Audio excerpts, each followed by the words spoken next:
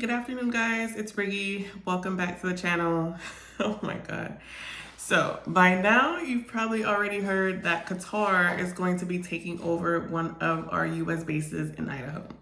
And I have some ideas about that. And if you guys remember, earlier this year, Qatar actually gifted Trump a $500 million plane. I'm sure that has absolutely nothing to do with why they're building a base here in America.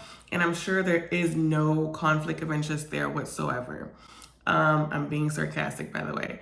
So Pete Hegseth literally had a press conference this morning, and I'm just gonna break down to you what was said in the press conference, but what I actually think is going on.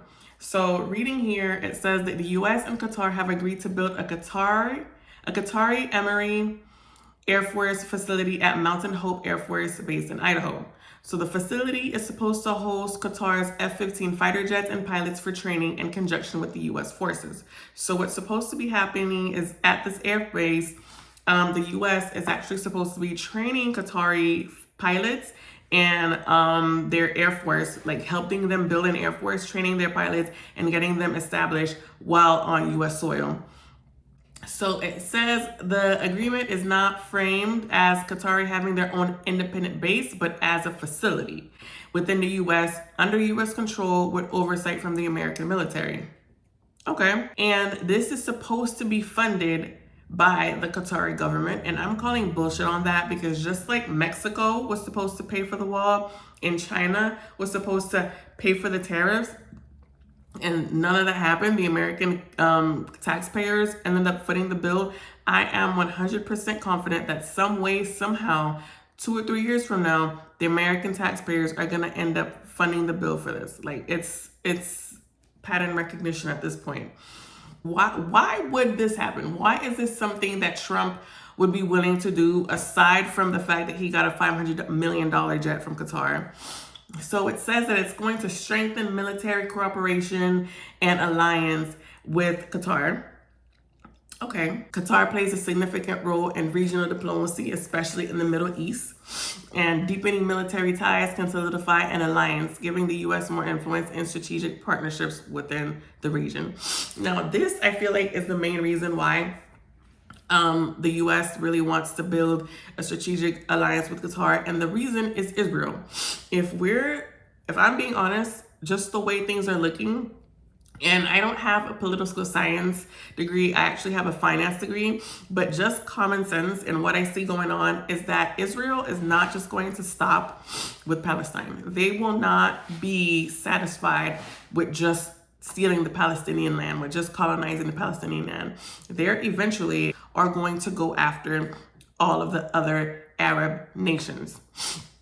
I see this happening because they've already been bombing the hell out of these countries. So they have so far bombed Egypt, Iraq, Jordan, Lebanon, and Syria. So they're literally bombing the shit out of the entire Middle East.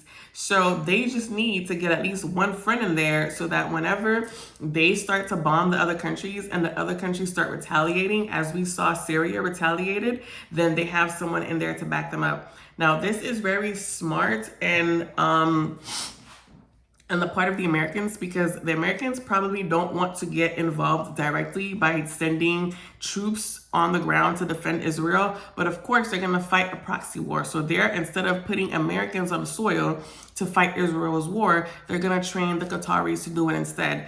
And all roads, I feel like, are leading to Israel. This is not going to benefit America's interest in any way, except for maybe just continuing to destabilize the Middle East so that they can never, compete against us as a world power. But I feel like that's what's going on here. This is just another way to help Israel strengthen its claims on the Middle East and help Israel gain more territory. Now, what I think is funny about this entire situation is that I don't think it's going to end well for Qatar.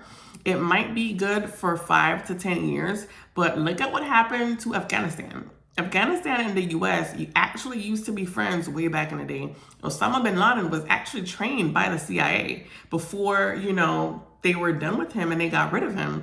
So it's not crazy to say that 10, 20, 30 years from now, the US is going to do the same to Qatar.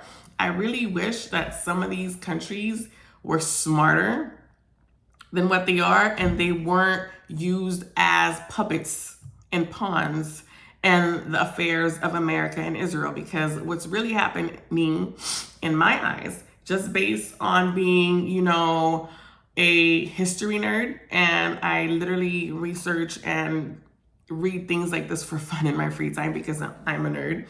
It's that the United States is going to use Qatar. It's going to bring Qatari pilots over here, use them, train them, send them off to the Middle East to fight alongside Israel against the other Arabs. And when Israel has done what it needed to do, when it has accomplished its goal, it's going to turn its back on Qatar, and they're going to be Israel's last victim. You can mark my words. I said it here today.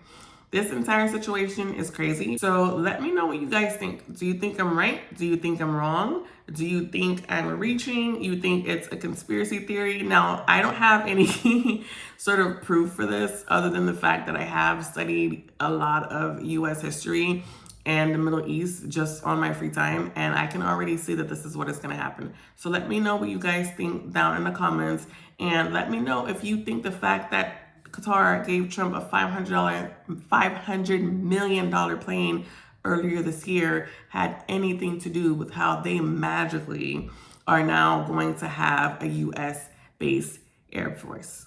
All right, you guys, that's it for today. Don't forget to like, comment, and subscribe, and I'll see you on the next one.